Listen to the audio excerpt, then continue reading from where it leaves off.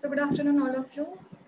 It's a great privilege and honor for me to extend a hearty welcome to all of you for the second day afternoon session. Let me introduce myself. I am Anju, Assistant Professor from the Department of Information Technology. I hope you all are comfortable with this STTP, and today we have a knowledge enabling session on attacking artificial intelligence. AI is the security vulnerability and what researchers can do about it. We have an eminent speaker for this session, Dr. Rizwan Ahmed, Chief Technology Officer, Della Plus Nagpur. He was awarded with PhD in Computer Science and Engineering from Nagpur University on the topic of analysis and design of efficient generalized forensic framework for mobile devices. He is one of the first recipient of PhD in the field of mobile forensic in India. He has published more than 50 technical papers in various peer-reviewed journals. Dr. Rizwan has close 2 decades of professional experience in IT industry in various roles. His specialties include pre-sales, digital service, product strategy, product engineering, blockchain, cybersecurity, etc. Dr. Rizwan has awarded as IT Technology Hero Award in 2018. He has been awarded with IT Next magazine's Next 100 Future CIO 2017, and also he has been awarded with Most Innovative 100 CIOs, CTOs of India in 2018. In 2019, he has received CTO of the Year, and he has also awarded with Legendary Super CTO Award in 2020, Superhero CIO 2020, and Digital Transformation Leader 2020 during Global Award function. Without any further delay, on behalf of Management of KCT College of Technology and Department of Information Technology, I welcome our speaker, Dr. Rizwan Ahmad, for this afternoon session. Welcome you, sir. Now the platform is open. Thank you, Professor Anju. I appreciate that background. Good afternoon to all the participants. I appreciate you joining this session. I requested some information from all of you in the chat window. So if you can share your name, affiliation, and maybe your role for my reference so that I know who the audience is. My understanding is this STTP involves faculty members from various colleges. So during this session today, I'll try to cover aspects related to cybersecurity, artificial intelligence, how cybersecurity is having uh, maybe getting better considering artificial intelligence and machine learning. At the same time, what are the vulnerabilities because of artificial intelligence to the field of cybersecurity, and maybe how artificial intelligence security gets affected because of that. And as students of security researchers, what we should do about all this. So my journey with artificial intelligence and cybersecurity started almost 2 decades back when I was a student in engineering college. And to give some context, I wrote my first paper on the topic of genetic programming. And more specifically, I tried to cover the aspect of automatic programming, wherein you tell the computer what your input is and you tell the computer what your output should be. And computer is able to write your own software program without human intervention. And I was very lucky to develop a POC at that time. And what I noticed is when I was doing this, it took me hours. So my artificial intelligence and machine learning model, which was based on evolutionary algorithms and genetic programming, used to take a lot of time to execute at that time. So the duration was sometimes in hours, but I was able to bring it down to maybe few minutes. And I was successfully able to solve a lot of common problems generally which we come across. And this is I'm talking about in my third year engineering. I also received Best Project Award, Best Paper Award for presentation at that time. Only one thing which I always feel bad about is somehow I did not continue or pursue with that idea that automatic programming could be reality in the current scenario, right? And maybe I got involved into professional world, right? And moved on to some of the other stuff. And now if you look at the current journey, automatic programming is quite possible. We have a lot of tools which are in use wherein we are having this being used in reality. So my advice to all of you is through this STTP, if you come across a great idea, right, or a great research problem, try to solve it. And at the same time, try to realize it in a way that you can maybe convert it into a patent or maybe a working product, right, which could be useful for just not the research community, but the whole corporate as well as the general public at large. So that's my request. So to give some context, all of you would know, right, that cybersecurity is a very old field. It got generated along with the field of computer science as a whole and computers as a whole. So I'm sharing a photograph on my screen right now. So I'm not sure if you know the answer who the gentleman is. If you know the answers, to get the bragging rights, you can type the answer in the chat window. So without maybe taking much time, let me reveal his name and what he said. So he is Professor Gene Spafford, and he is one of the cybersecurity gurus. He himself is a legend, wherein he has solved many cybersecurity problems in past. And if you go and search about him, you'll find more details about him. And good thing is, during my tenure as a security researcher, I was able to collaborate with him, and maybe he advised me on a lot of stuff. Maybe during my tenure as security research, and I was also fortunate enough to be a speaker at one of the big international conferences in Abu Dhabi, wherein he was the keynote speaker, and I was one of the speakers on the topic of mobile forensics. So, with that context, right, what Professor Gene Spafford talked about cybersecurity is the only system which is truly secure is one which is switched off and unplugged, locked in a titanium safe, buried in a concrete bunker, and is surrounded by nerve gas and very highly paid armed guards. Even then, I would not stake my life on it. So, somebody who is called a security guru, right, is saying that no system in the world is secure. If you look at basically what he's saying here, right, and he is not going to consider any system as absolute secure in nature. So that's what, if you want to summarize what he said, is there is nothing like absolute security. We are only trying to build comfort levels depending upon how much security cost we can maybe spend. So maybe normal user like you and me, right, can possibly have antivirus, maybe software based firewall, right. We won't spend too much on the hardware firewall and things like that. But if you go into corporates, you would see, like, again, their security level is going to be dependent on the amount what they can spend. So if it is a large corporation, multi-billion or multi-trillion dollar company, they might spend very high amount, right, for securing their assets. But somebody who is maybe a normal trader, they might not do that, but they're still susceptible to all the cybersecurity attacks.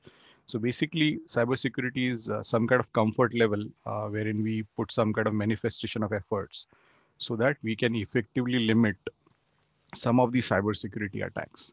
So all the systems which are out there are susceptible to cybersecurity attacks. That is what the essence is. So again, over $1 trillion has been spent if you look at cybersecurity, but still there is close to 95% success rate in terms of attackers still being able to maybe gain access of the relevant systems. So everyone is under attack. At times we are not knowing that we are under attack. All of you, including you and me, are getting subjected to attack every day. So simple example is, if you're receiving a spam message in your email, that is one kind of a cybersecurity attack. If you're receiving a spear phishing email on your email, that is another example of cybersecurity attack on yourself.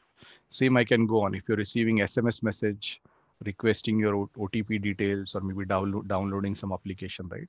These are all examples of different kind of cybersecurity attacks which we all get subjected to. Even your email which is there, right, that gets sold in underground dark web, and it has a value. Maybe it may not be very high. Depending upon who you are, the value varies. So it could be from few uh, dollars to maybe several $100, depending upon who you are, because once you have access to the email, basically you can do a lot of different things. Again, if you look at cybersecurity as a whole, generally there could be three means wherein a computer could be a target, a computer could be a weapon, and computer could be an accessory, right? Wherein once the attack is done, you can store the information. So we need to always look at cybersecurity from these three perspectives, wherein somebody is going to attack your computer. Second option could be maybe a hacker could use computer as a weapon and maybe attack uh, users for doing some kind of traditional crime. So example of this could be maybe doing financial crimes wherein they're sending you emails, SMS message, so that you are revealing your personal information or financial information and they can use that.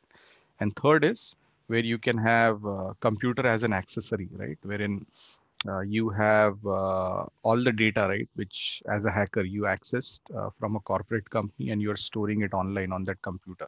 And then you try to sell it on online on dark web so that you get money out of that.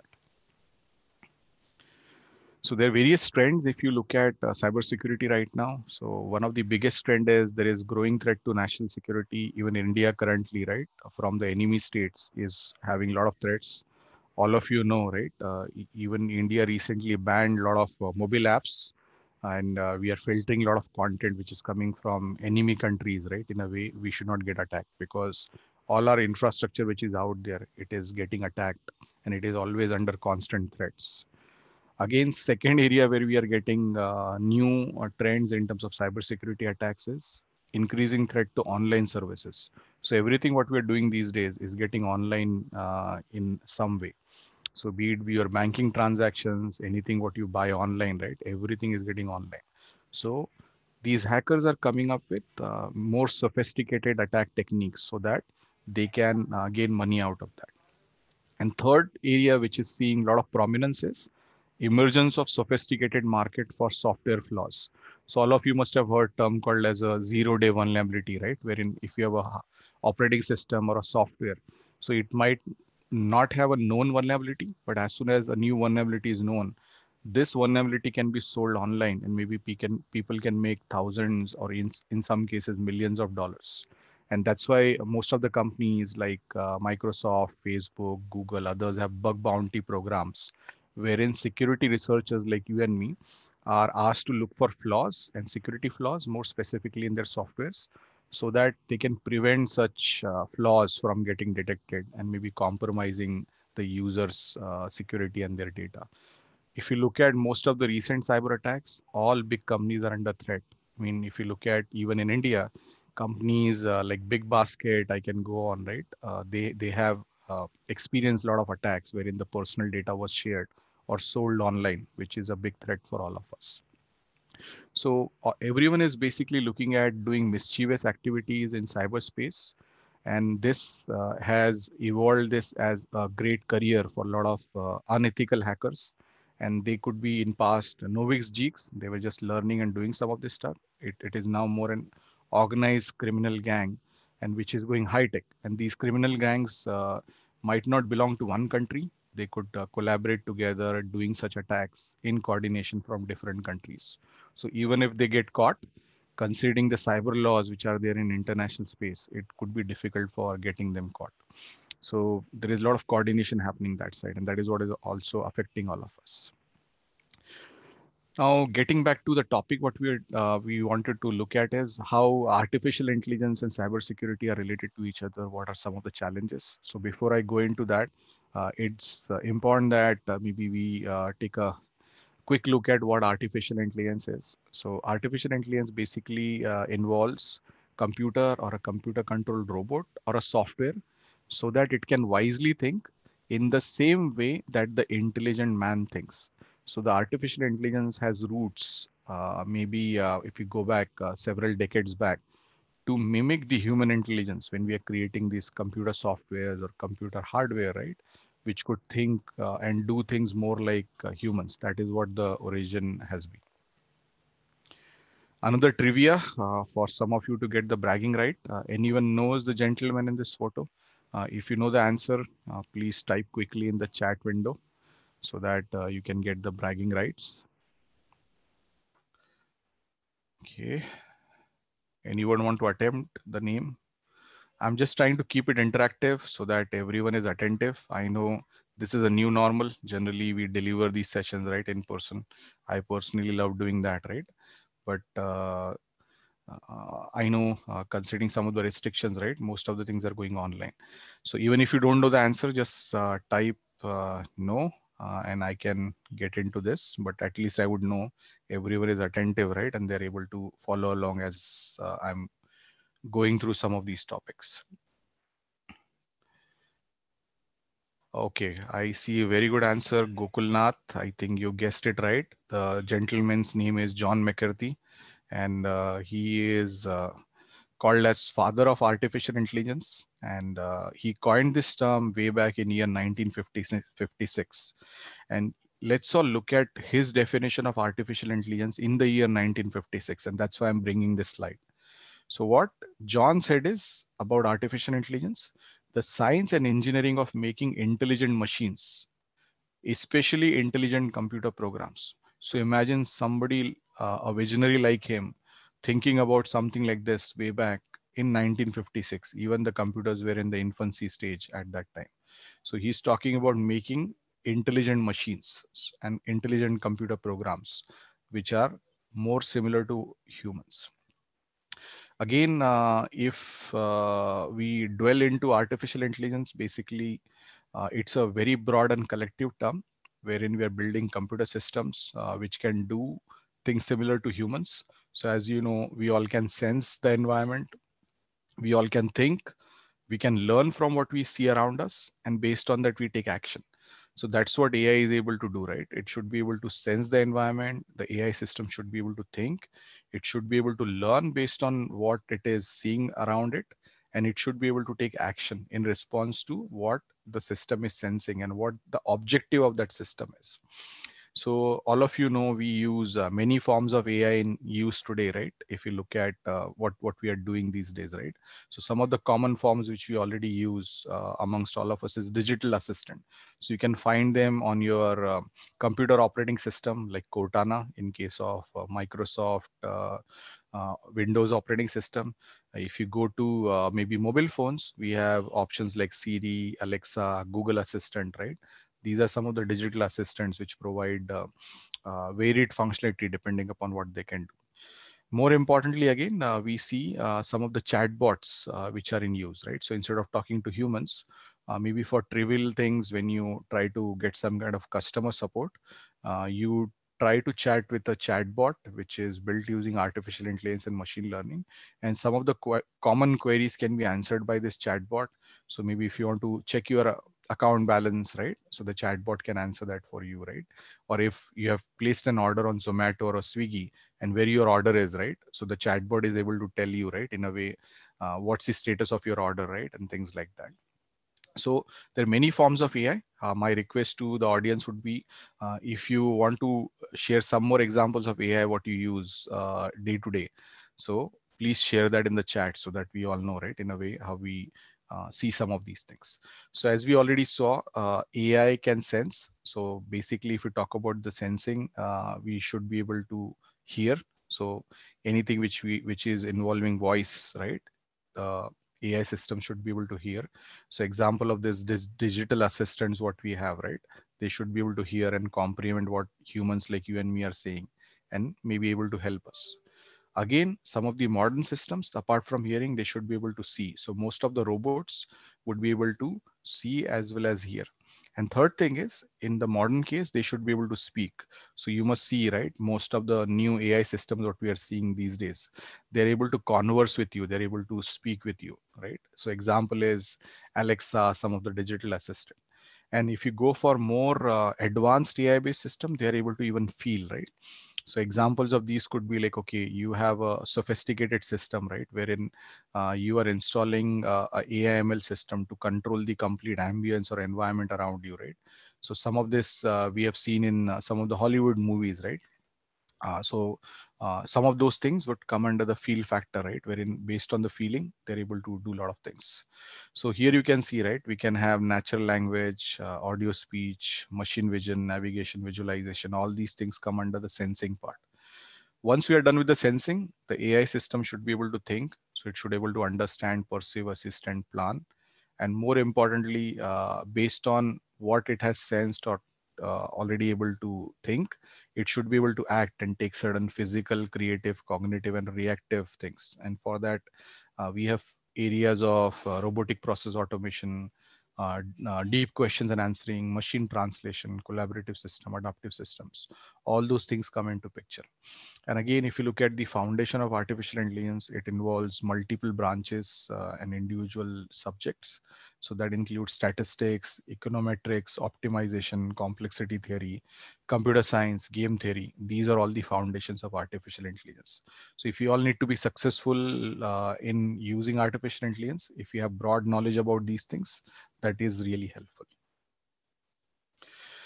Again, it's important to understand how these artificial intelligence-based systems are categorized. So basically, there are four categories in terms of the current AI systems in use. And at the same time, all these AI systems, what we use, right, have different level of human involvement or no human involvement. And based on that, we have categorized those systems. So as you can see in this matrix, right, here you have no human loop. I mean, these systems can work independently without human involvement. They can do certain basic things. And second thing is you can have combination of humans and the AI-based system together.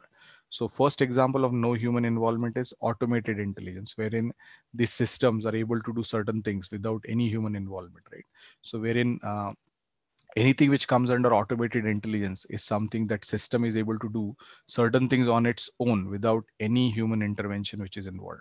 So there are a variety of examples of this wherein day to day most of the early AI systems what we developed, right, they were all examples of automated intelligence, right, wherein you don't need to get involved. These systems are able to do certain things in most cases. So example of this could be like, okay, if you go to manufacturing industry, so you have certain programs, right, which are used for doing certain specialized manufacturing. So that is an example of automated intelligence. You program that system and that system is able to do production of those goods in a more automated way. Similarly, there are many more examples which are out there. Second category where you have human and AI involved together is assisted intelligence. This is something where we see most of the use cases in artificial intelligence and machine learning, wherein as humans, we have certain limitations in a way what we can do. So these systems help us maybe take those decisions better, but ultimately those decision needs to be taken by us in most cases. So that's where this assisted intelligence and augmented intelligence comes into picture. So assisted intelligence example could be like, okay, you're using Google Maps. So if you mention your starting location and destination location, so it tells you what are the different routes and maybe how much time it would take. But as a human, you decide what you should be doing, right? So that is what is an example of assisted intelligence. All the digital assistants again come under this category, right?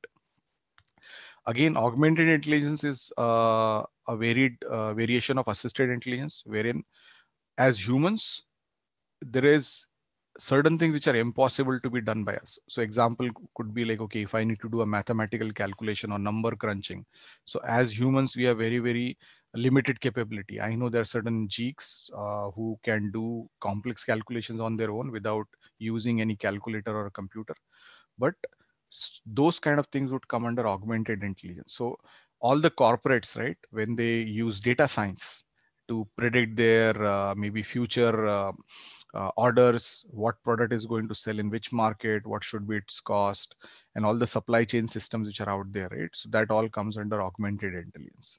And the fourth category, which is the prime category of artificial intelligence, called as autonomous intelligence, wherein there is no human intervention required, and these systems are able to do things on its own. So one of the best examples of this autonomous intelligence is driverless cars, wherein you don't need to tell how the car should drive, right? The car is able to drive on its own. You need to just tell the car your destination, and automatically it's going to do that for you. So here these systems are adaptive in nature. They can learn on its own. Some of these are specific systems. They can only do certain specific things, and they might not be able to learn new things. So those are the four categories. My request would be you should look at all the examples what you see around you and categorize them in those four categories.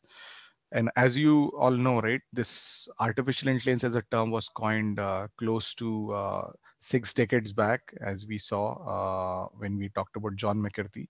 But this AI came into prominence in I would say last 1 decade or so, more prominent in last 5 to 6 years. And how that has been possible is now we are able to access massive amount of data. We are able to store massive amount of data, be it be on the individual systems as well as in cloud. So we don't have any limitation in terms of how much data can be stored. Second advantage what we see around us is there is huge internet penetration, because of which we are able to access these remote systems, and we can do basically anything using the power of internet. And third thing is we have faster computing. So if you look around us, right, when I talked as a student 20 years back, I had limitation in my hardware. I used to work on like maybe Pentium 1, Pentium 2 processor at that time. And the computer program used to take like maybe a lot of time to run.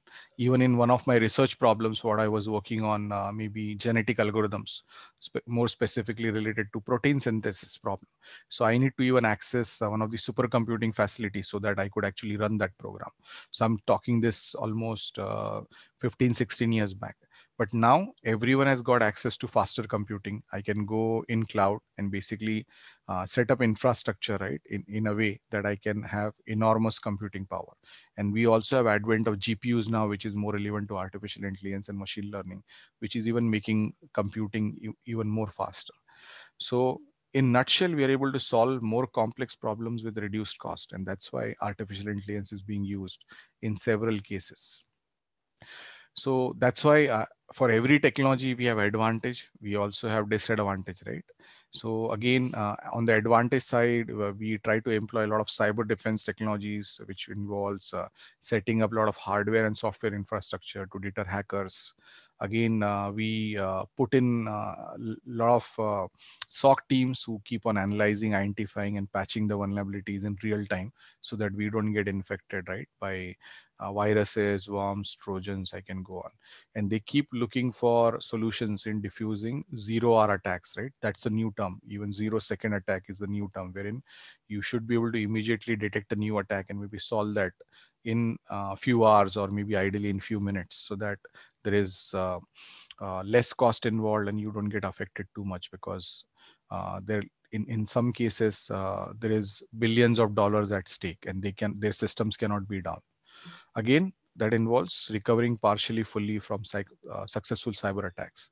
So most of these traditional mechanisms rely on maybe known good or known bad behavior, right? So in our case, it's mostly known bad when we go for cyber now, wherein we have signatures which are mentioned. We use firewalls, antivirus, and malware, which are signature based. So if there is a new virus, they need to create a new signature, right? Otherwise, it's not going to work. So in most cases, this is supervised learning, wherein as a user, right, you build these systems and they can only do certain things. Again, they are targeted more towards zero-day attacks, and they could be responsive in few days.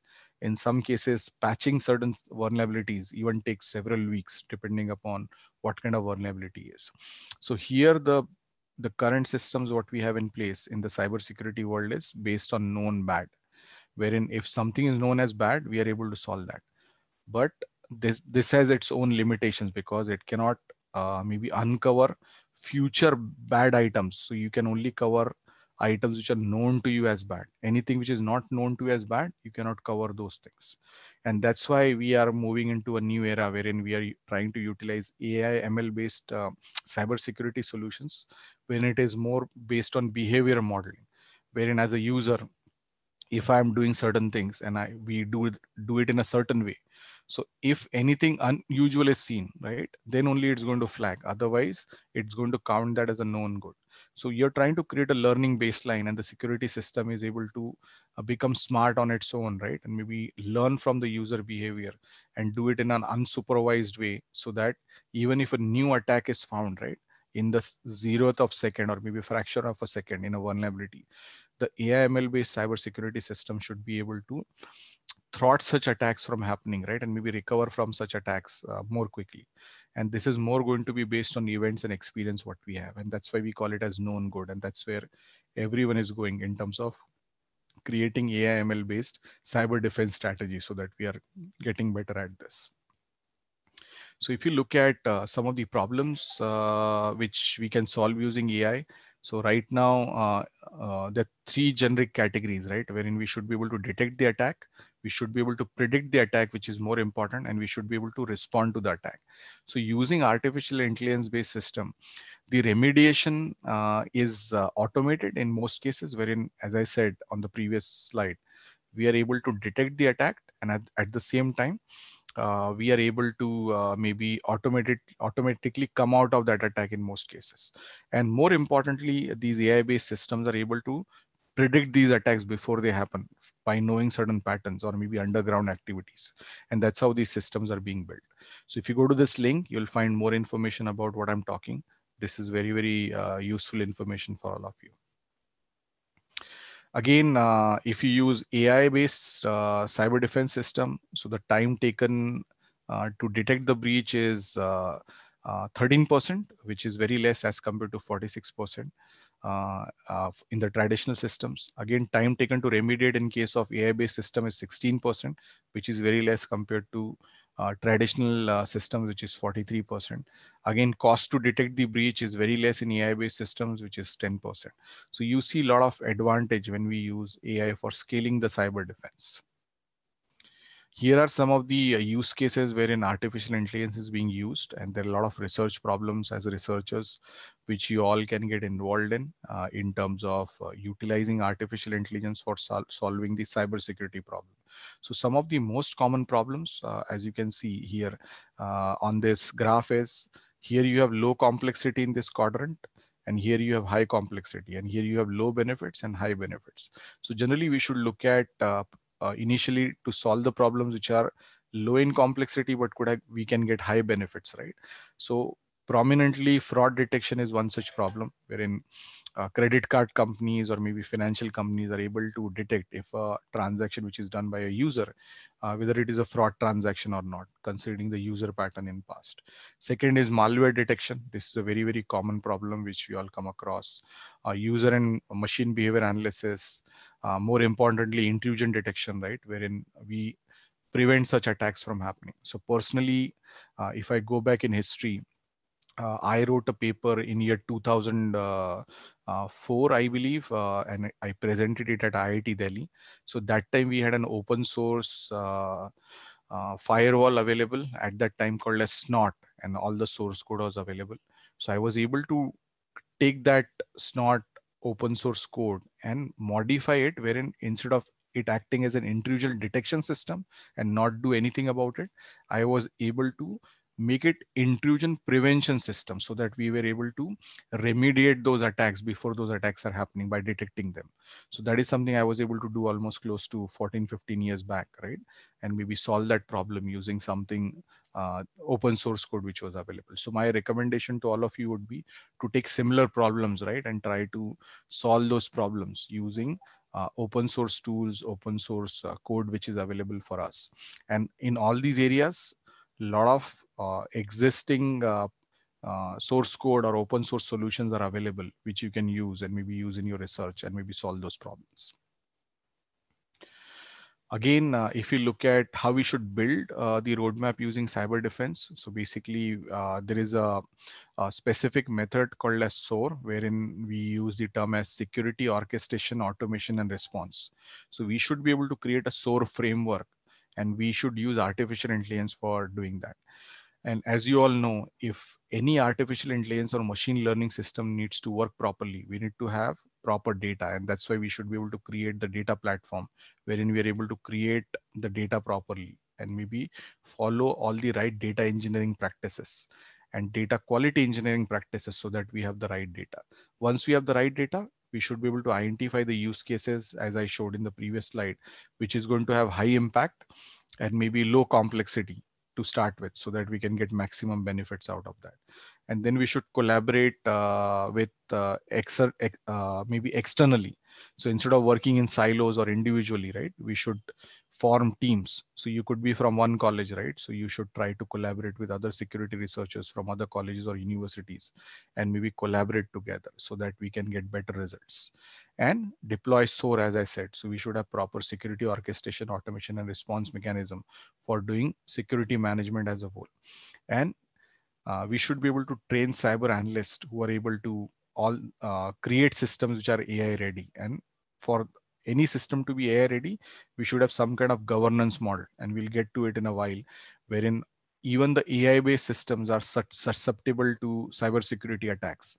And that's what we need to maybe prevent from happening. And that's why we need to have governance, proper governance in place if artificial intelligence needs to work properly in cybersecurity.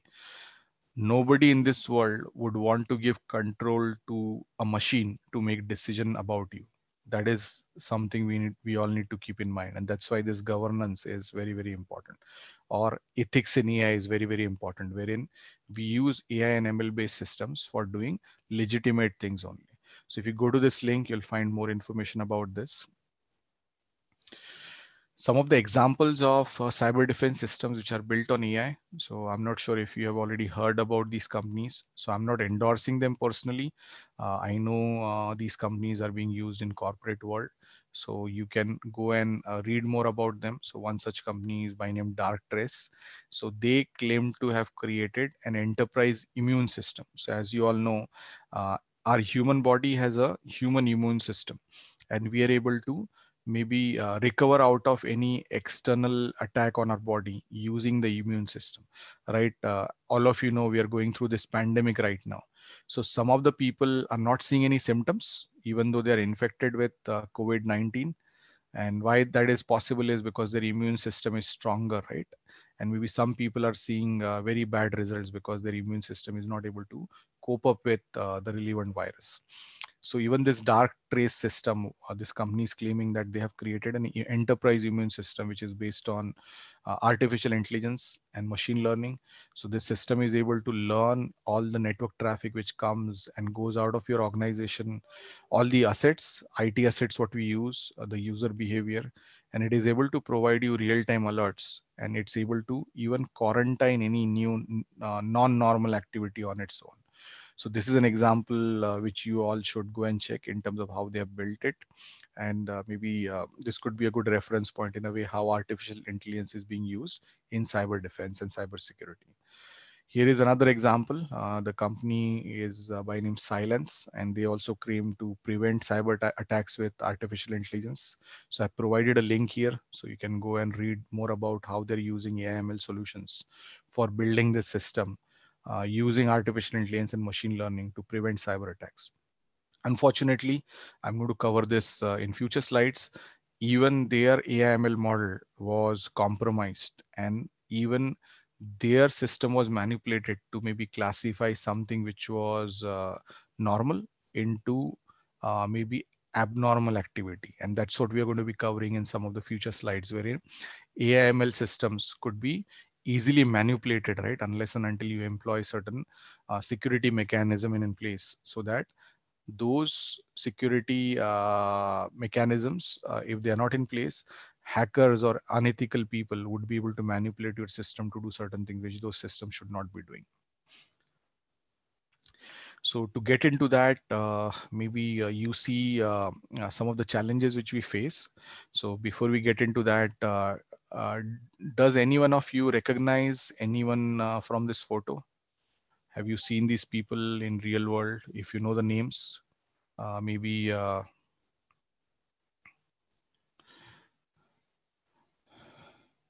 if you know the names of relevant people, please share those names with me in the chat window, please.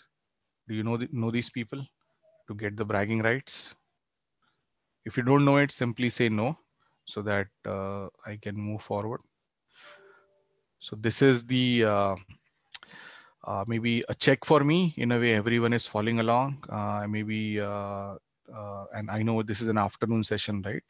So at times, maybe it's a human tendency, right? That if we go for a longer session, right, we possibly get bored or maybe distracted. So a simple yes or no. I see 50 people on the call. Maybe some answers would help me here, along with knowing if you know these people. Okay, so I see a answer from Faraz. Faraz Masood. Faraz, do you know these people? If you know their name, if you know their names, please type their names. If you don't know them, you can simply say no. Okay. Okay, Hepzibah, thank you for confirming. Maybe I'm looking for 2, 3 more answers so that we can continue here. And at the same time, if you would like to tell me if I'm going too slow, too fast, right? Or if the pace is okay, even you can answer that so that I can maybe adjust myself, right? Considering the amount of time what we have to cover most of this stuff. Okay, I only see 2 answers. Request all the participants to be responsive.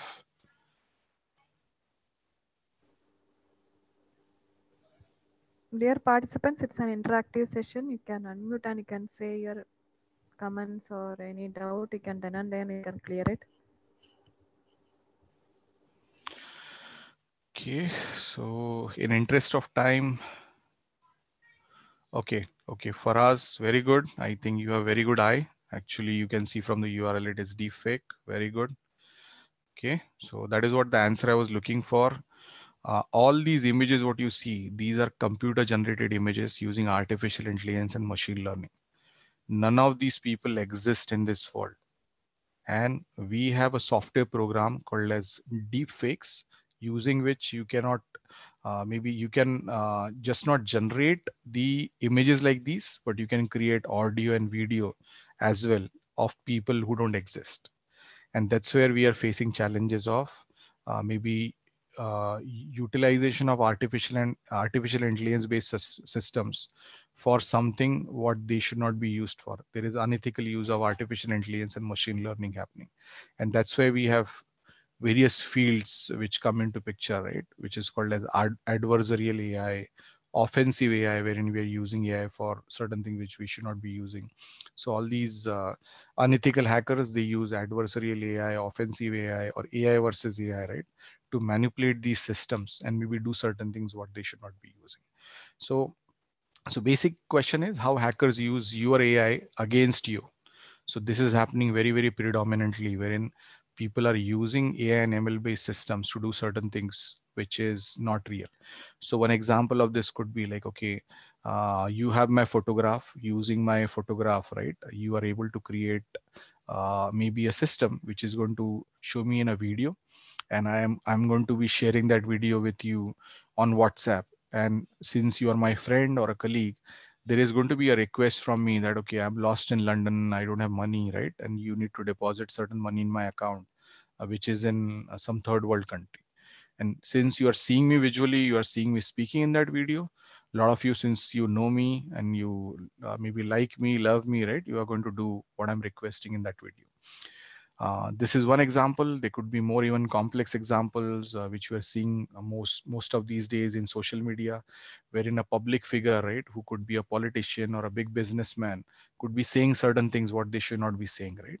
So it's very easy to create such kind of things using the field of adversarial AI, offensive AI, and AI versus AI. And this is getting even bigger and better, wherein you are able to do certain things which was not possible in past, but we are manipulating these systems to do certain things which is going to make things difficult for security researchers like you and me, even more difficult. So AI algorithms are getting smarter, but security experts are going to be very, very important. And that's why we need to study the artificial intelligence systems in a way that we can prevent such things from happening. And that's where the field of explainable AI comes into picture. And you should be able to understand your data and AI algorithms in a better way. So there is a lot of research going on, just not in adversarial AI, offensive AI, AI versus AI, but in explainable AI also. In a way, if you have a machine learning model, you should be able to understand, right, how that machine learning model is able to classify certain image to be good or certain image to be bad, right? And we should be able to know the accuracy of that model, because if we are doing even one wrong classification, it could have big impact on depending upon what we are doing. So one simple example of that could be like, okay, maybe someone is a terrorist, right? And there is an image. In that image, you see the terrorist carrying a weapon with him, and the machine is not able to detect that there is a weapon in that image, and we let go that user, and there is no human involved. You can imagine what might happen. There could be many more examples wherein if these AI systems don't do what they're supposed to, we might face big problems.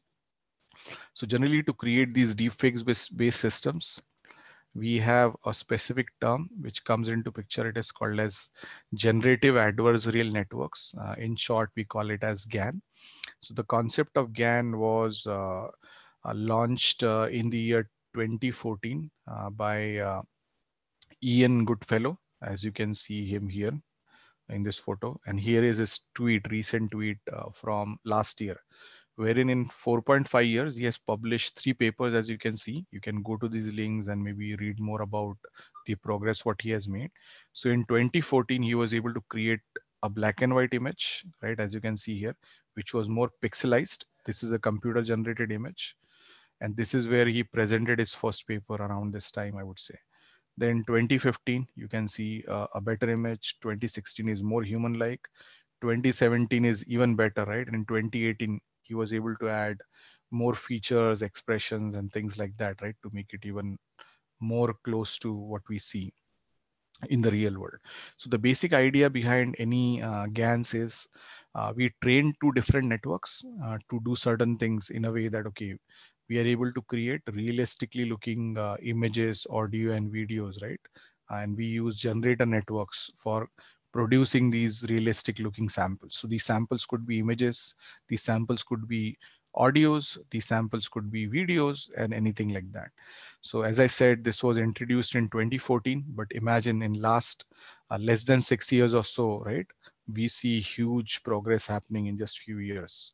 And people are able to generate images, videos, even audio poems, some simple conversation between 2 people so that it is realistic, and it is getting even better and better. So imagine future, right? Wherein there is not going to be any Tollywood or Bollywood, right? Wherein there are no real stars like maybe Prabhu Deva or maybe Salman Khan, right? You'll have these generated characters, right? Which are going to be maybe superhumans, and there is not going to be any production cost involved. And basically you can do anything and everything what you want using such GANs which are out there. So that is the positive side, wherein constructively people are using GANs for doing certain things for entertainment and other stuff. But there is a negative side as well, as I told you a few minutes back. In a way, you generate a video of a person, right, which is not real. It is fake, and that could cause big problems. And you are able to do that for maybe big public figures, and that could cause you big problems. So as security researchers, we should be able to identify using AI/ML systems only whether something is real or something is fake, and that's where all the research is happening. So if you go to this link, you'll find all the details about GANs, in a way how they have evolved over a period of time, and what Ian Goodfellow has done over a period of time, right, in terms of maybe progressing in the field of GANs. A lot of you might be thinking that, okay, this GAN could be simple image processing, so it's not that easy. More specifically, apart from image, we go into NLP features, like wherein we have audio and video, right? So it is very hard, because mimicking humans using some of these things is very, very difficult. And that's where a lot of research is happening in GANs as well. Okay, so here is an example in a way how GAN works. So you use basically uh, 2 neural networks. So you take the original image, right? And you are trying to create another image which is close to the original image. And for that, you use neural network encoder here. And you have additional code what you write, so that you add noise to the original image, but you do it in a way that it looks close to the original image, as you can see here, right? So for human eye, like you and me, you could see that you can easily categorize this as a cup with a tea or coffee, right? But if we give the same sample to maybe a machine learning algorithm to classify, or machine learning model, it might fail. And that is what generally these GANs try to do. So here is another example wherein you randomly generate a vector code, wherein the decoder, NN decoder, is able to add some noise to the existing image and create an image which is close to the original image, but that is going to be not something which is going to be easily recognizable. So that is how the GANs work at the high level.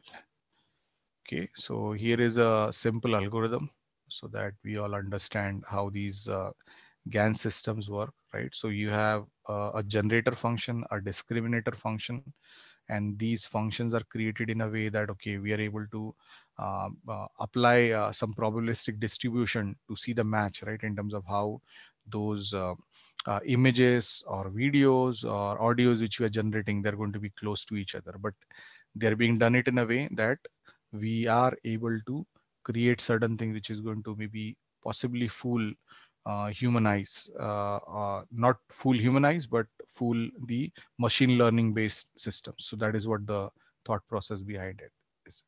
So we need to understand how this generator function works as well as the discriminator function works. So I have a small video here. So let me just play that. Just give me a moment so that it loads. If so far you have any questions, so you can type it in chat while the video is loading. Okay, so I see a question right now from Faraz. Can I create and use deepfake while declaring it as a deepfake? Okay, so I think if you're doing it for the research purpose, wherein you are trying to use deepfake, right, to simulate something, and there is good intention behind it, right? So one example, what I told you is maybe I'm using deepfake to create audio or video, right, for creating animations or videos, right, for entertainment purpose. So in that case, that is going to be legitimate. But anything which is not legitimate, right, you're doing it for maybe wrong purpose, that is something I would not advise you to do. Anything which you're doing for research purpose, that is something which is good, or anything which is done for maybe entertainment or other areas, which is normally what we do in case of normal graphics and animation also. So that is something again acceptable. So if others have any questions, so they can ask about that. But let me play this small video. So let me know if you're able to hear the audio for this or not. So here we have Ian Goodfellow presenting his research during OpenAI conference for NIPS 2016, right? And he's talking about his experience, right, of building GANs for doing some of this stuff. So it's a long video. So I want. Thank you all for coming. This is a massive room. So today we will have 6. So here is his paper. Talks, panel discussion. Are you all able to hear the audio when I started it? Organizers, please confirm. The audio is coming from the video, right? But audio is coming, but a little bit. You can increase the audio. Okay, let me restart it one more time. So the reason to show this to you guys is you should go and look for this paper. It's a very, very important paper. And he has got a complete video wherein he has provided the complete explanation. And a selection of posters and spotlight presentations. I don't have probably will have seen a lot of these slides before, but I'm also going to throw in a few new ideas just so that you feel like you got something extra for your time. But this talk is mostly for the people who have just arrived at the workshop and need some context. So this workshop is about adversarial training. And the phrase adversarial training is a phrase whose usage is in flux. And I don't claim exclusive ownership of the phrase, but to avoid confusion, I thought I'd comment a little bit on how the phrase has been used before and how it's mostly used now. So I first used the phrase adversarial training in a paper called Explaining and Harnessing Adversarial Examples. And in that context, I used it to refer to the process of training a neural network to correctly classify adversarial examples by training the network on adversarial examples. Today, other people have started using the phrase adversarial training for lots of different areas. Almost any situation where we train a model in a worst case scenario, where the worst case input. So one important thing what we need to note here is he's talking about a specific area of adversarial training, wherein when you are building any AI/ML model, right? So we have two phases, as you all know, right? We have supervised learning and then we have unsupervised learning. So when we are building our models, if we are able to not keep adversarial training in mind, right? And when we go into unsupervised learning mode, for our ML algorithms or ML models when they're in use. And we have not thought about the negative areas which can be exploited, right? For doing maybe a wrong classification. So that could impact all of us. So that is what he presented in terms of how important it is that we should be able to do adversarial training for our models. And if we don't do that, that is going to cause us more harm, specifically that our classification or whatever model purpose is, it's not going to work properly. So I'll simply go to some of the future slides so that we can go this, see this maybe more quickly. Be very close to 1, signifying that X is a real example that came from the training set. In the other half of the training process, we sample some random noise, Z, from a prior distribution over latent variables in our generative model. You can think of Z as just a source of randomness that allows the generator to output many different images instead of outputting only one realistic image. After we've sampled the input noise Z, we apply the generator function. Just like the discriminator, the generator is a differentiable function controlled by some set of parameters. And in other words, it's usually a deep neural network. After applying the function G to input noise Z, we obtain a value of X sampled, in this case, from the model, like the face on the right. This sample X will hopefully be reasonably similar to the data distribution, but might have some small problems with it that the discriminator could detect. In this case, we've shown a slightly grainy, noisy image of a face, suggesting that this grain and noise is a feature that the discriminator might use to detect the image is fake. We apply the discriminator function to the fake example that we pulled from the generator. And in this case, the discriminator tries to make its output D of G of Z be near 0. Earlier, when we used the discriminator on real data, we wanted D of X to be near 1. And now the discriminator wants D of G of Z to be near 0 to signify that the input is fake. Simultaneously, the generator is competing against the discriminator, trying to make D of G of Z approach 1. So as you can see here, right, he's talking about discriminator function, this D of X, right? And here is the input image and here is the output image, what we're looking for. And what we are trying to do here is we are trying to input noise, right? So that we are able to create a fake image, right? Which is maybe going to be close to what we have, but it is going to be a generated image, right? So that it is maybe different. So in interest of time, what I'll do is maybe I'll simply finish this, right? I am going to share this presentation with the organizers. So you can go and look for this complete video, right, later on. And I have included a couple of slides, right, so that you understand the concept at a high level in just a while. But there are certain important things which this paper covers. So we should always try to maybe go through that research paper at a whole, right? And maybe look at how this was evolved in 2016, right? In a way, how the image classification is happening, right? In a way, you can see here in this example also, you have some input images and you have some output images, right? And what they have tried to do is maybe they have tried to do it in a way, right? So that we are able to do the image translation in a way that we are able to create some of these things using GANs which are out there. So there is a lot of information available in this video. Considering the limited time what we have, right, I thought I should include this so that this gives you the perspective in a way how this all got started. So it was a very good workshop. So let me go to the next video. This is again another small video, 15-minute video. This should also be a really good premiere for you in terms of understanding what are generative models, right? And it's a very long lecture as such. So it's of 1 hour, right? Wherein all the generative models which are in use, they have been explained. So in interest of time, I'm just skipping through this so that we can go into some of the other topics. So, okay. So as we saw so far, right, there are a lot of challenges as far as AI security goes.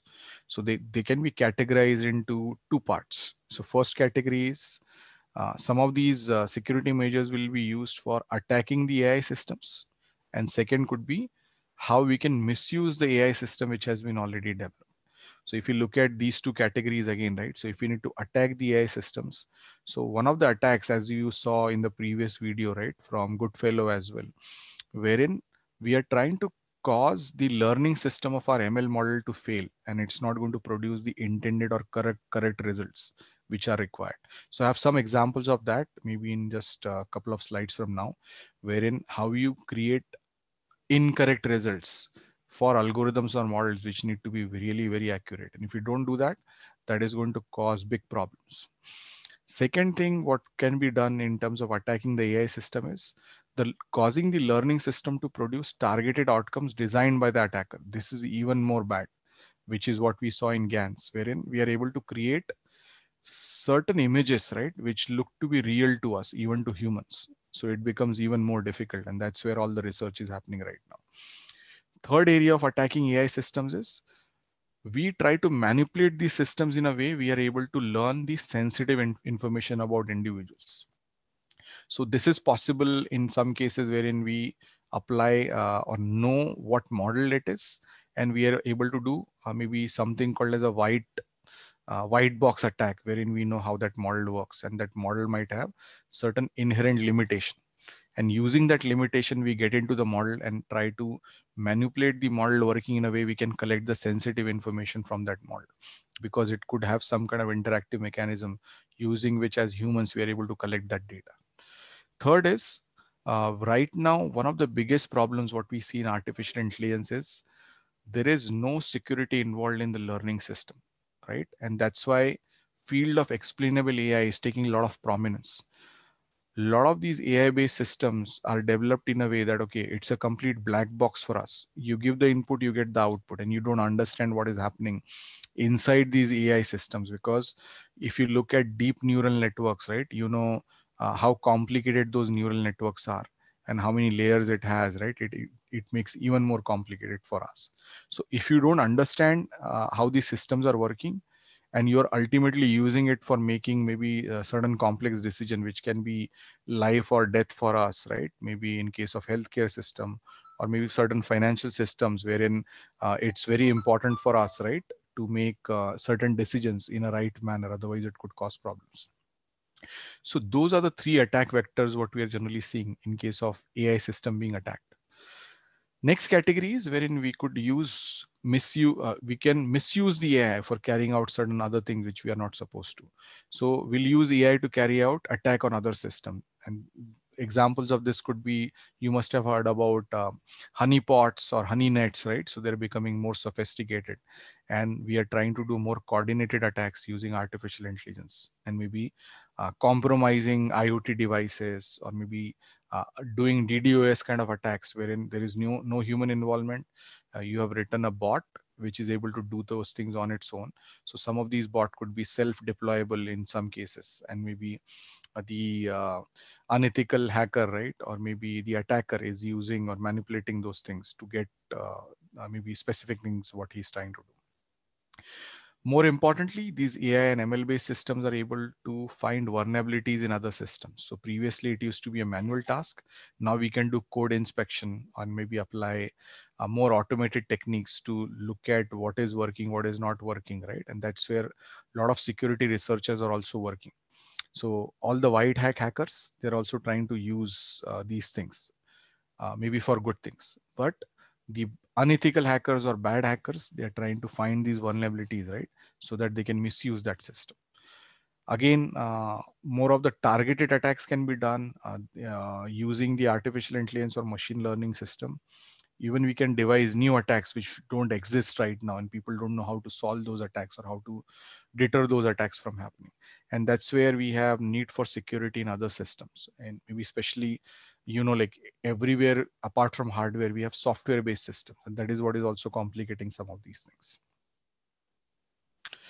So here is again one small video which is going to tell you about the field of adversarial AI and how it is going to affect all of us. So let me play this quickly.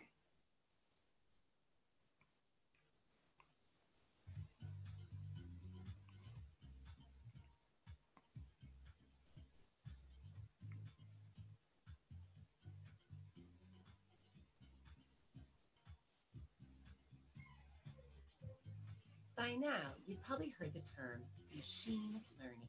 Machine learning describes how computers can be programmed to identify patterns in data and make increasingly accurate predictions over time.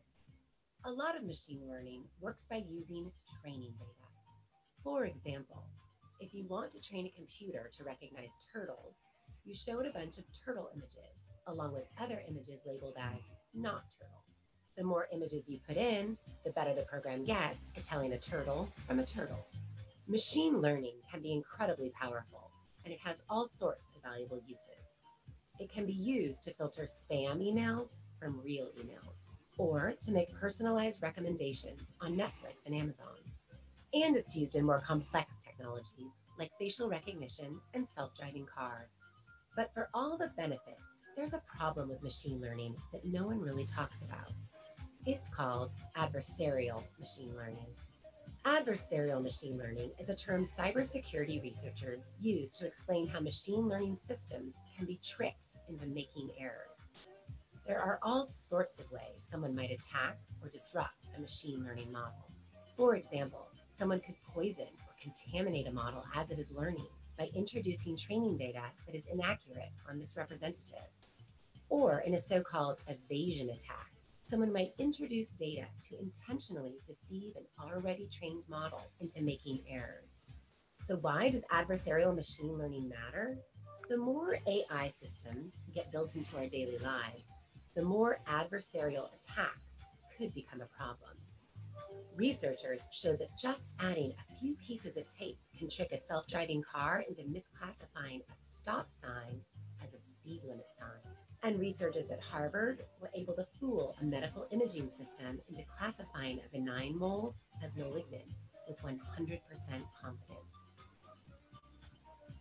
Adversarial attacks could be used for everything from insurance fraud to launching drone strikes on unintended targets. So what can be done about it? The first step is awareness. Anyone involved in developing machine learning systems should understand the potential risks and put in place systems for cross-checking and verifying data on a regular basis. AI developers should continually retrain their machine learning models with new data. They can also try to break their machine learning models and identify potential weaknesses. You can also train your model with the kinds of data an adversary might come up with. And AI developers should work together to identify how adversarial attacks could disrupt AI systems. You can use resources like CleverHans, a Python library where you can match a machine learning model with adversarial samples. Artificial intelligence can be incredible.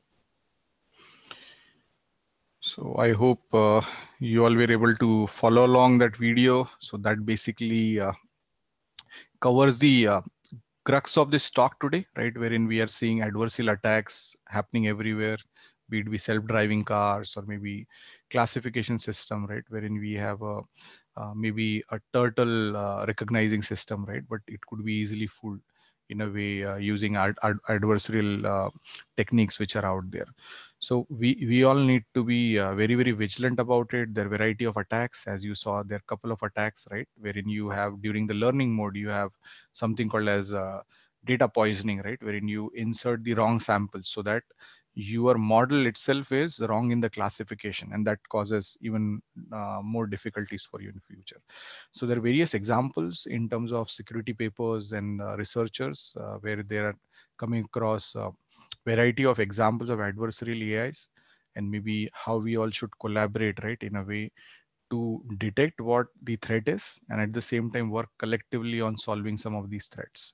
And there is huge demand for the cybersecurity as well as artificial intelligence professionals to solve some of these problems. And people who are able to solve these problems, at times they're able to get big hyping consultative roles or maybe hyping jobs. And there is huge demand for that because some of these problems are real. Since the accuracy is not there, it is causing huge problems for people who are building these systems. And especially as you saw in two cases, right? One is the self-driving cars, and second example was related to healthcare, wherein even if you have a mole on your face, right, it is showing it as a malignant cancer, right, which could be a big problem for human life. So that is what is going to be essential for us. So you also saw an example of a library which can be used for maybe doing some of these things and learning for this. So my request would be to use Clever Hands library, which is a Python based library, to do some of these things and maybe learn more about this. So I'll take a pause there before I move to some of my next slides, just to check if we have any questions or maybe any feedback based on what we have covered so far. So I do have a few more slides to cover, and then we can go into more specific question and answers. But based on what we have covered so far, if you have if anyone is having any questions, so we can take that. If you don't have any questions, simply say no so that I can go to the next topic.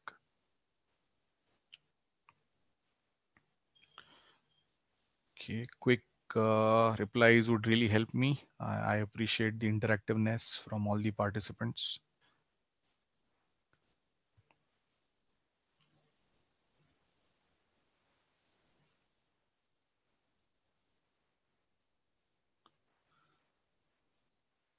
Okay. Participants, if you have any queries, you can unmute and you can ask.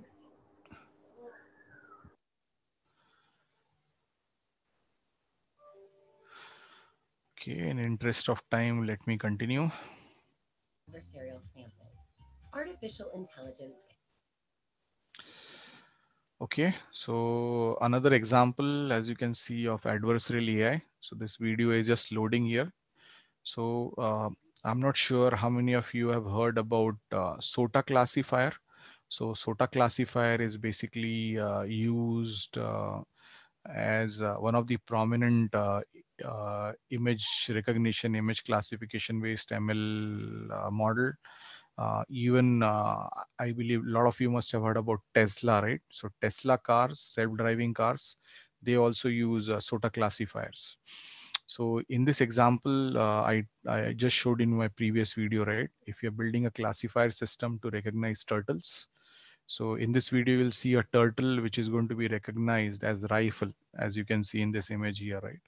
And this is the security researchers from MIT were able to fool the SOTA classifier by creating a 3D printed turtle, right? Which had some different characteristics which normal turtle doesn't have. So you can go to this link and maybe find more information about this adversarial AI example. But let me quickly play this video. This is less than 30 seconds. So you can see how the system works.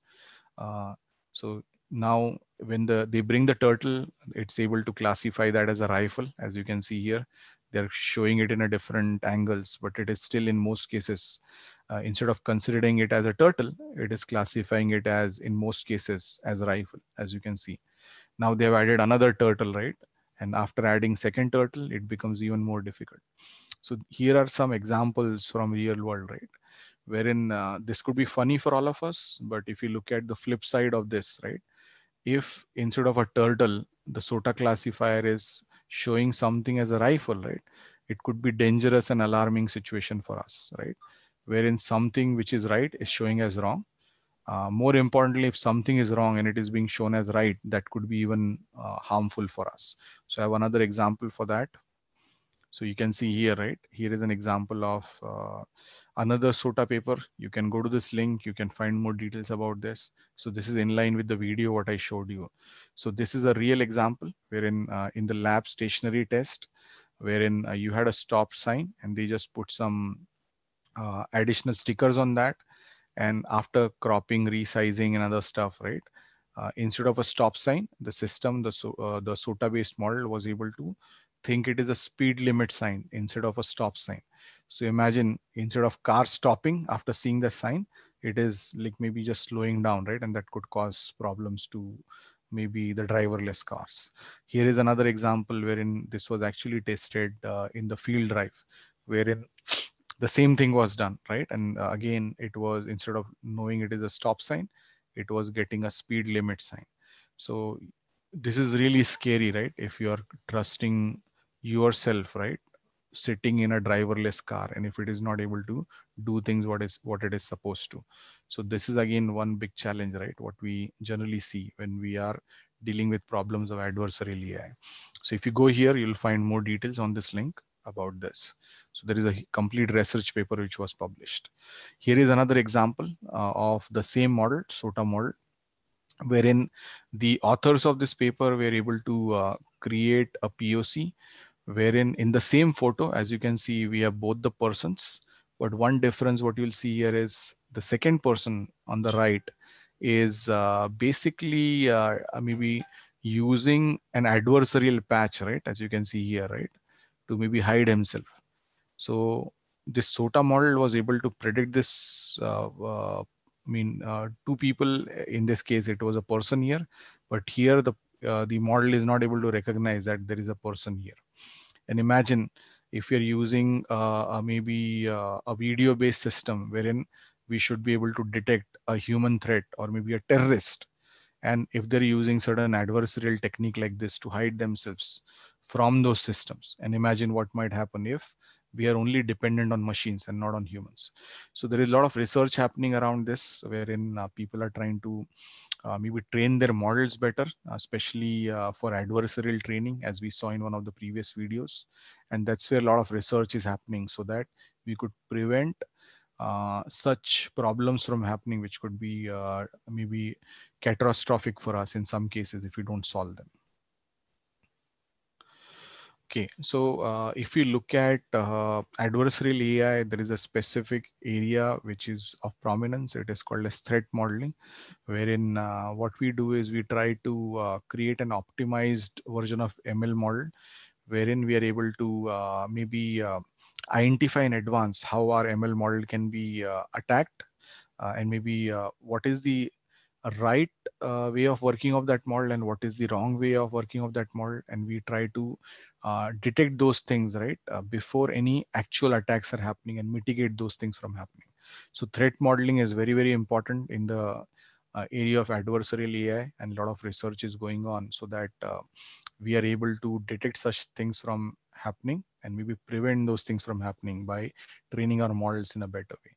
So if you look at the adversarial capabilities and how those attacks are happening, so you can see in the diagram here. So you can basically apply these adversarial AI attacks right during the training part, wherein, as you saw in one of the previous videos, right, wherein the poisoning attack is happening during the training part. So wherein you inject one of the wrong objects as the right object during the training set. So this is one example. Second example is you do the logic corruption of the model, wherein your model is intended to do certain right things, but you corrupt the model logic in a way, right, that it is not doing what what it is supposed to do in certain scenarios, and those scenarios are undetected and only the attacker knows about it. And second part is we can attack the inference part, right, wherein you don't know what the model is, it is a black box for you, but you're able to maybe do certain things in the model pipeline or the model itself by maybe applying certain inputs and see what the output is, and maybe keep trying that right till the time you are successful. So this is a weaker attack because we don't know what's inside the box, but at the same time, sometimes the attacker is successful by knowing certain outputs by applying random inputs and things like that. But more sophisticated attacks, which we generally see, which is being used by attackers these days, is they know what model we're using, what are the architecture of those models, what weaknesses that model has, and maybe, as you know, these deep neural networks or neural networks have some kind of weights assigned, right, so that the logic works properly, right? So they try to manipulate this aspect, right, and maybe use the white box attacks technique to maybe apply certain adversarial AI to do certain wrong things which are out there. So if you go to this link, you'll find more details. So at the highest level, these are the weaker attacks, but these are the stronger attacks if you look at, because you have more information about such attacks which are happening there. So my request would be to look for this information and maybe do some of these things practically by getting into the link what I've provided. So we have an example wherein you can actually simulate an attack and maybe do it actually using the coding which is out there, which is mentioned on this link.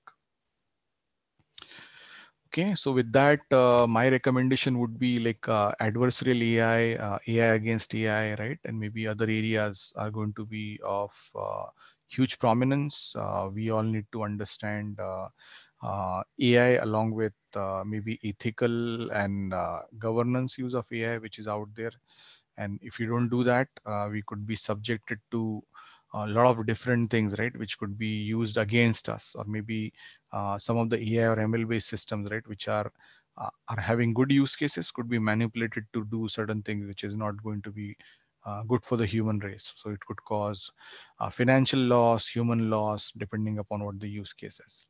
And that's where you all, as security researchers, need to take this as a problem, right? And maybe do research and come up with solutions so that we can solve some of these problems. And that's why we are going to be having huge prominence of AI security researchers who take up these problems and they solve it. And there is huge demand for these people who are required to solve these problems, because there are very few people who are looking into these problems. And if these problems are not properly solved, it's going to cause a lot of problems. So my request would be you should look for more details about GANs, adversarial AI, AI versus AI, right?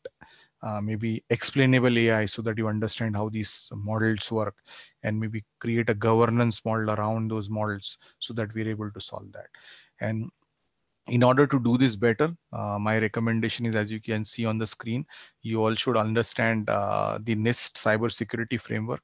For any cybersecurity attack, basically we go through 5 stages, wherein first we should be able to identify the attack, so that before that attack happens, right, we are able to identify it more quickly. Ideally, we should be able to protect from such attacks from happening. Again, we should be able to detect such attacks before they're happening, right, or while they're happening. And more importantly, we should be able to respond to such attacks so that we are able to recover from those attacks and maybe minimize any loss of information, loss of revenue, depending upon what kind of system it is, right? And loss of outage, which is out there. And more importantly, based on that response, we should be able to recover more quickly out of that. So in most cases, it is recommended that we should be able to recover from such attacks, ideally in less than few seconds to few minutes, so that there is no outage as such. Some of you know, right? Even we had a big outage yesterday. Do you know which company suffered the outage yesterday? Just for bragging rights, if you know it, just type it in the chat. So there was a big outage yesterday and a lot of services were not working. Anyone knows? If you know the answer, just type it in the chat. And if you know the answer, which company suffered that outage and what was the reason, that is going to be even better. Anyone would like to answer that? Okay. Yeah, I see response there. Google, yes, Google had a big outage. Do you know why that outage happened? So maybe one of the reasons why that outage was there, because they were facing issues with their authentication protocols, and which is what was causing that outage in most cases. So this was again security related, right? And people, as you can see here, right, I got an answer that okay, it is a DDoS attack also. So that is one thing. But more importantly, they were trying to maybe all the attackers were doing it on doing that attack in a way, right, that they could compromise the user security and get into users account. I'm glad that Google was able to come out of that attack, but you can see the threat is imminent. All of us are the subjects of these threat. Nobody is left out, and that's why understanding these things and maybe practically applying and doing research is all important for us. Okay, so here are some resources for all of you. So if you want to learn more about artificial intelligence and machine learning, so here are some of the links which I would highly recommend for all of you to join. Most of these resources are free and you can enroll. In some cases, if you want to go for some advanced certification, you need to just pay for the certification cost, but the courses are mostly free to attend. So highly recommend if you're new to this field, you should go and take a course from Professor Andrew Ng. That is a good premier in terms of learning artificial intelligence and machine learning, and what are the real world problems, right, which can be solved. So again, in an interest of time, I would say Cybersecurity is going to require significant workforce with deep domain knowledge. More specifically, artificial intelligence-based system is going to require use of cybersecurity professionals. If we don't do that properly, we are going to be building systems which could compromise the use case, and we could have multiple cybersecurity attacks, right, which could cause disruptions, loss of maybe human lives, a lot of financial data and things like that. And that's why security researchers like you and me and all the participants who are here, right, they need to use artificial intelligence and machine learning along with security analysts, so that we can join the dots, use all the data what we have, right, and maybe come up with potential threats and just not know what the threats are, as you saw in case of adversarial AI, right? But at the same time, we should be able to resolve those threats using the different mechanisms which are out there. So more importantly, as I said already, right, artificial intelligence systems are being used for making decisions about you and me, right, whether we like it or don't like it.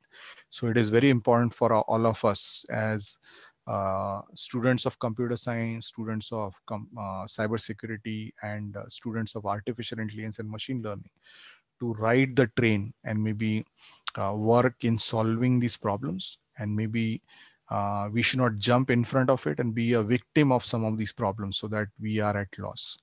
I am also sharing some of my previous links, in a way, some of the articles which got published by me about artificial intelligence, IoT security, right?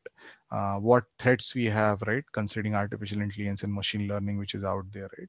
And how we should solve some of those threats. So you'll see some of those links here. So with that, I would like to quote our beloved ex-president, Dr. APJ Abdul Kalam. So what he said is, excellence is a continuous process and not an accident. So we all should remember this. If you want to maybe pursue something in life, we should always aim for excellence, right? Not go for shortcuts. So if we look at country like India, right, we are facing a lot of challenges in terms of IT, in terms of artificial intelligence, in terms of cybersecurity, right? So my request to all the attendees here would be to take these challenges up, right? And maybe just not solve those challenges yourselves as a researcher. And since you have a bigger responsibility, right? As I know, most of you are faculties, right, from engineering colleges. So you should inculcate these habits in your students also, so that they try and solve some of these problems and become better at this. So with that, I would say create a vision and plan, and always believe in your vision, so that we are able to maybe solve the real world problems what we are seeing. For reference of all the audience, I'm sharing my LinkedIn and Twitter information here. Any one of you have any questions or maybe need some help or guidance in your security problems or security research, what you're doing, right? I'll be more than happy to collaborate, right, with KCG College faculties, or maybe other faculties who are out there attending this workshop from the other colleges, right? And maybe I'll be more than happy to help you on what you are trying to do. So with that, I'll give the floor back to organizers so that we can take some of the questions and maybe try to make use of the time which is available for us, so that we can do more meaningful discussion here.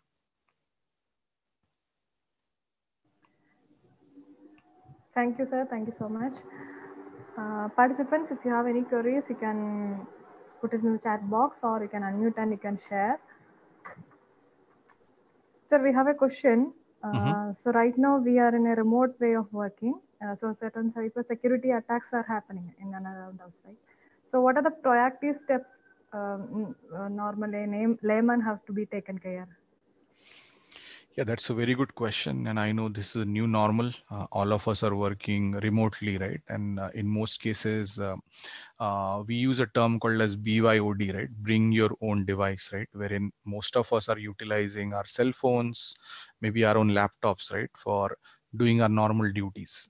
So that creates maybe a lot of challenges, right? So even if you look at organization like us, We have a global workflows of close to 400 plus people. So those people are geographically dispersed, right? Some of them are in India in locations like Nagpur, Pune, Hyderabad, Bangalore. Some of them are in US, some of them are in UK and other parts of the world. So all of them need to collaborate. And while everyone was working from office, they had maybe a lot of security protocols which were implemented in office premises, right? In a way, how certain things can be done and you can protect those things from happening. So again, it is just not affecting normal people like you and me, it is affecting corporates, as I told you in my example, right? So going back to some of the security measures, one of the things what we should do is whenever we are using maybe your personal computer or a laptop or a cell phone, always ensure that you are using the latest version of the operating system, be it be your computer or a phone, and use legal operating system. That's my request, because anything which comes for free has some catch behind it, because there is nothing called as free in this world. If you're thinking that you're getting an operating system, right, installed on your computer without paying for it, there are certain backdoors which are automatically available, right? As I told you an example of honeypots or botnets, right, which could be used, and maybe without even you knowing, your computer could be part of such cyber attacks wherein people are using DDoS attacks and things like that. So number one is keep your operating system up to date, keep it patched up, always keep looking for new updates which are coming out there, right? And maybe apply those. Number one. Number two is try to employ security mechanisms as much as possible. So try to involve maybe use of antivirus and anti-malware depending upon your phone as well as a computer system. Deploy firewalls as much as possible. So when you have a firewall, at least you'll know something unusual which is happening, right, in terms of the traffic. So if somebody is trying to get into your network or your computer or your phone, you'll know about that. More importantly, my recommendation would be to make use of VPN, wherein we use virtual private networks so that your identity is not revealed to the general public at large. If you're visiting certain websites, they won't be able to do profiling on you. That is a huge risk for all of you and me, because right now what is happening is, without us knowing, right, if you're visiting certain websites or if you're buying certain products online, or maybe we are making use of social media, they're able to create a big profiling about us, wherein they know what we are doing, from which location, what we are doing, right? And you must have noticed in some cases. So if you're looking for a product online and immediately after that you visit another site, you get advertisement of that product on your search results and other places. So how that is possible is they're curating information about us. So privacy of all of us is very, very important. So apply all anti-privacy techniques. In most cases, as I said, use VPN or go to incognito mode, avoid storing of cookies and things like that. So that is at the personal level. Now at the corporate level, again, we should involve hardware and software. So if you're allowing certain people to get into your network, right? So we should use two-factor authentication. So most of you must have heard about this. So apart from your password, there should be a second mechanism to receive OTP via email or SMS, right? And then only people should be able to access it. And more importantly, which is very, very important for all of us, is user awareness, because the weakest link in cybersecurity is humans. So as human, if I click on a link, right, which I should not be, and that link is going to bring a Trojan or maybe a malware on my computer or my phone, that is going to compromise everything. So every organization or individuals should keep looking for new ways to learn about how to secure yourselves. So you could be secure now by employing certain techniques, but we should always keep looking for new techniques so that we are able to maybe thwart certain attacks from happening. So in nutshell, it's always a cat and mouse game, right? Nobody can say that, okay, if I've employed certain measures using which you can say that, okay, there cannot be any attacks. I come across a lot of cases while I work with law enforcement agencies in India and outside, right, wherein people have employed hardware encryption, applied best of the breed security mechanisms in place, but they still get attacked. as an example, and this is a question for the audience, who is the richest man in the world right now? Do you guys know? If you know the name, type it in the chat. The richest man alive in the world. What's his name? It's a very, very simple question, right? I'm hoping all the 40 plus people should answer that. Okay. Very good, Faraz. You have been really interactive. So I really appreciate that. So I see answer from Faraz, right? Jeff Bezos, right? So I see answers coming from Vidya as well, right? So he's the richest man on earth. He runs the company or the group companies under Amazon brand, right? And he's a billionaire himself, right? Do you guys know even his phone was compromised, and all the data what he had on his phone was maybe accessed by hackers? So you can imagine the richest man in the world can have his phone compromised, right? So then common people like you and me, right? How we can feel secure. That's why, as I said, we need to always keep looking for how to keep ourselves secured. So best way to keep, if you want to keep your phone secured, I mean, use two phones, right? I mean, one phone could be a simple phone without smartphone features that can be only used for calling. The other phone, if you're using for, say, suppose banking transaction, right? You should not have any other app installed on that. Or if even if you're installing apps on your phone or maybe apps on your computer, they should be from legitimate sources only. And you should keep looking for signature and things like that. And there are various ways using which you can keep checking whether you're under attack or things like that, right? So one of the unusual things is on your phone, you can easily find out, right? If you see your battery getting getting drained more quickly, or if your data usage is more as compared to when you use it, right? So at night time when you don't use your phone, right, and there is heavy data usage, so you can find out that okay, your phone is compromised. Another advice is if you come across such attacks, don't go to novice people, right, who don't know how to solve these problems. Go to experts so that those problems can be solved properly instead of maybe applying certain patchwork, right, or maybe not employing the right methodology. So on high level, I've tried to answer all the aspects in a way what we should be doing to protect ourselves. And as I said, in most cases, we should keep looking for new mechanisms so that we can protect ourselves.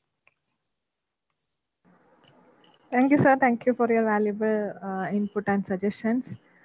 So any questions from participant side, you can ask.